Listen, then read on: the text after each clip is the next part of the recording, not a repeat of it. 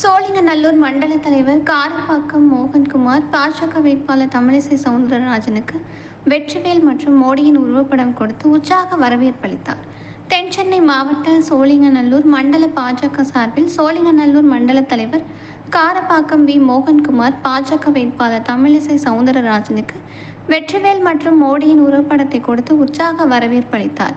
மேலும் இதைத் தொடர்ந்து தென்சென்னை வெற்றி வேட்பாளர் தமிழிசை சவுந்தரராஜனை ஆதரித்து தாய்மார்களிடம் தாமரை சின்னத்துக்கு வாக்குகள் சேகரிப்பில் 198வது மட்ட மாமன்ற உறுப்பினர் லியோ என். சுந்தரம், பாமக மாவட்ட செயலாளர் நிர்மல்குமார், ஓபிசி மாவட்ட துணைத் தலைவர் எஸ்.பி. புருஷோத்தமன், தியாகராஜன், சத்யா, மூர்த்தி, வெங்கடேசன், வாசுதேவன், கோபி, சீதாராமன், சுகுமார், சுவாதிநாத் உள்ளிட்ட மண்டல நிர்வாகிகள் கலந்து கொண்டு வீதி வீதியாக மோடியின் சாதனைகளை கூறி தாமரை சின்னத்திற்கு வாக்குகள் சேகரித்தனர்.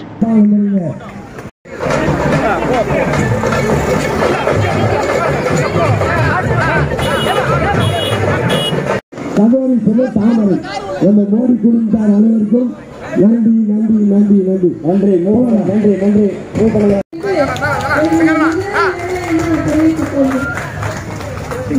வலியுறுத்துவோம். சரி, மத்திய அரசு கேட்கலன்னா சும்மாதான்.